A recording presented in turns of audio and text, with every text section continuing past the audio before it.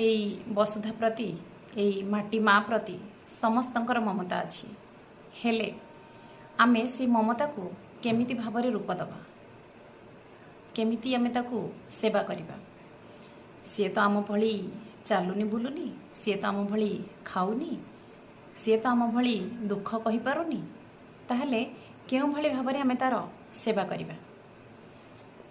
जदि आमे एई परिवेश को स्वच्छ रखिबा, गछ लगाइबा, आमर आखपाख को सफा रखिबा, बस तार सेवा हो गला। आउ रहिला ता प्रति दया। कौन ता प्रति दया? गछ न काटिबा। एई गछ काटिबा लगी आजिर आमर एई परिवेश ध्वस्त विध्वस्त।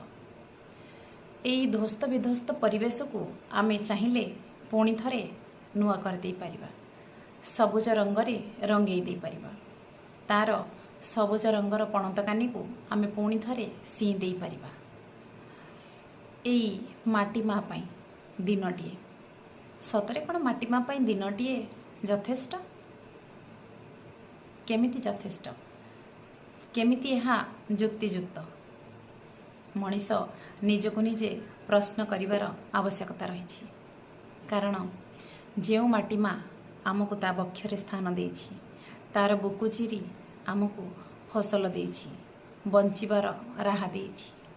नद नदी पहाड़ पर्वत मनीष जीवजंतु कीटपतंग समस्त को स्थान देछि। मते कहीं लगुनि तापाई दिनटिए बहुत, किंतु जदि आमे सबुदिन छोट प्रयासटे आरंभ करिबा, निहाती भावरे बहुत किछि परिवर्तन हो पारिबो। कथारे अछि जहाँ पाई परिवर्तन करिवार आवश्यकता अछि, से परिवर्तन अन्य पाखरु नुहे निज पाखरु ही आरंभ होगा दरकार। एई जेमिति गछ लगाइबा, एई जेमिति प्लास्टिक रो व्यवहार को कम कर देबा, एई जेमिति रासायनिक द्रव्य माटी रे कम डाली उर्वरता पाई कम यूज करिबा। फर्टिलाइजर, पेस्टिसाइड, प्लास्टिक, केमिकल्स एहाठारु जेते आमे ताको दूरे रखिबा से सेते सुरक्षित रहिबो, सेते सुस्थ रहिबो एवं सोनार फसल आम पाई आम बंचिबा पाई जोगै देबो।